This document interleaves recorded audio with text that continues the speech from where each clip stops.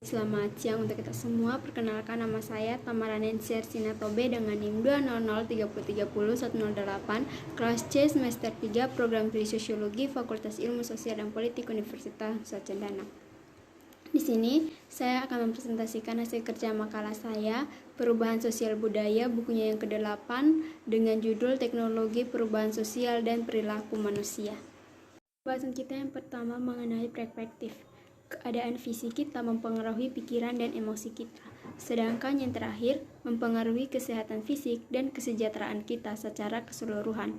Paradigma didasarkan pada pemahaman berdiri bahwa keadaan manusia adalah komposisi jiwa, hati, pikiran, dan tubuh yang diekspresikan sebagai aspirasi, emosi, pikiran, sensi, memiliki interaksi berdiri dalam simetri dengan interaksi 4 dimensi, masyarakat, individu, komunikasi, negara, plat bumi.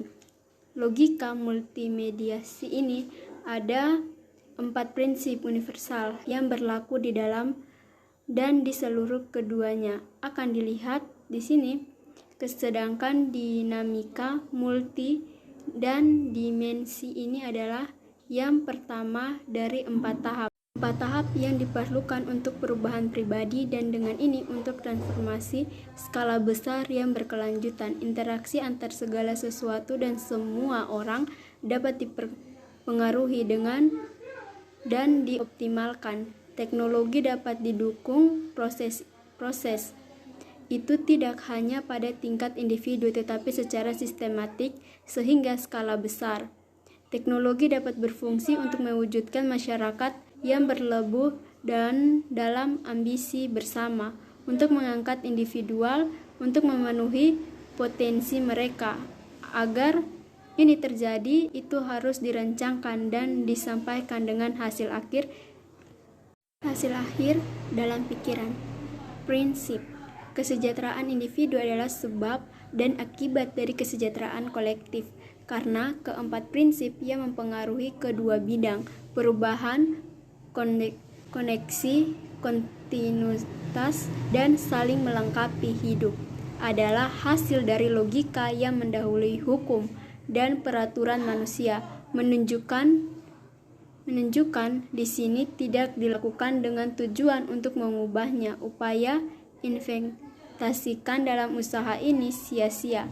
Kami tidak belajar tentang gravitasi di sekolah untuk membalikannya. Mengetahui mengapa sebuah apel jatuh ke tanah ketika dijatuhkan tidak membuat kita menghancurkan apel di atas karpet untuk membuatnya terbang.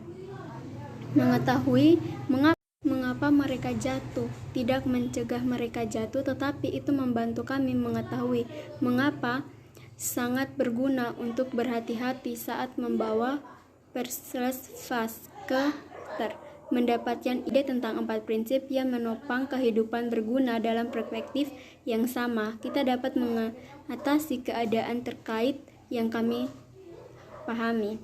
Setelah kita tahu apa yang kita hadapi, kita bisa menyelesaikan, kecuali kami memilih untuk mengabaikannya atau secara sadar bergerak melawan logika yang berlaku dengan cara merusak diri sendiri. 4 prinsip mempengaruhi semua itu adalah koneksi, semuanya terkait dengan sesuatu yang lain. Tidak ada yang terjadi dalam ruang hampa.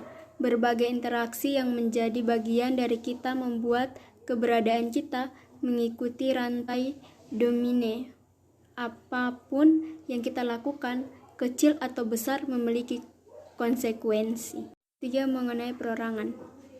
Tumpuan hidup adalah 2 kali 4. Dimensi, dinamis dimensi. Keberadaan individu atau TNC adalah komposisi dimensi, jiwa, 2 hati, pikiran, dan tubuh. Sama halnya dengan arah kolektif yang terdiri dari 4 dimensi, mikro, meso, makro, dan meta. Individu, komunitas, negara, planet. Mengalahkan dan ekspektasi setiap orang dikondisikan oleh 4 dimensi yang terus-menerus berinteraksi dan mempengaruhi satu sama lain, dan dengan ini mempengaruhi interaksi individu dengan dunia luar. Apa yang terjadi dalam satu dimensi memiliki dampak pada yang lain. Jiwa adalah inti keberadaan kita. Mengidentifikasi dan mempengaruhi tujuan keberadaan kita adalah awal dari penutup kehidupan.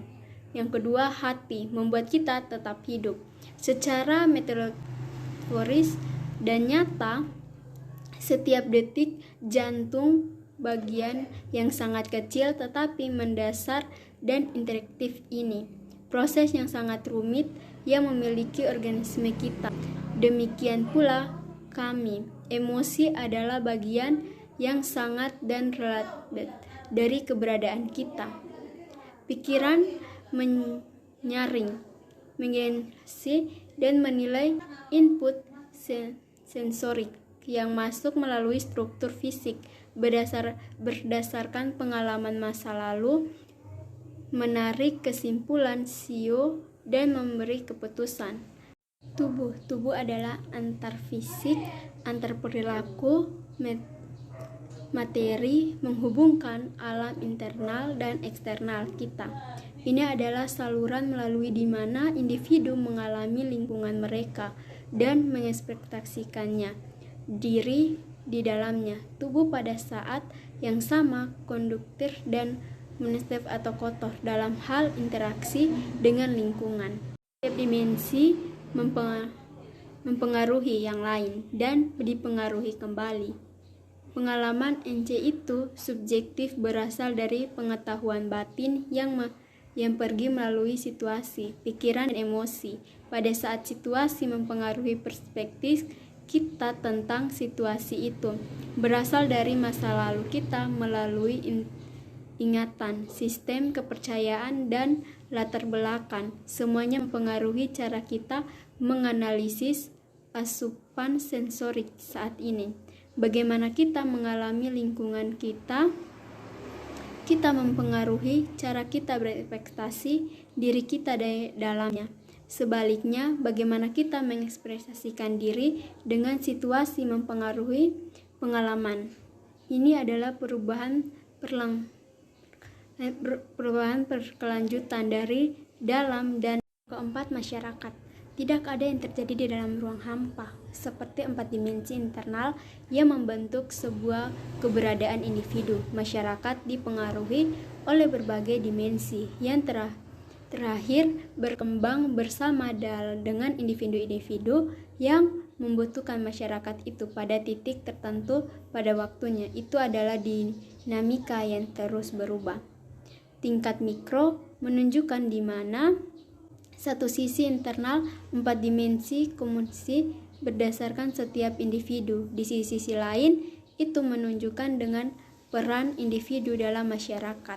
Pada saat yang sama merupakan bagian dari berbagai meso-entitas, berbagai jenis komunitas, lembaga, organisasi, baik itu keluarga, gereja, tempat kerja, sekolah, partai politik, atau klub olahraga.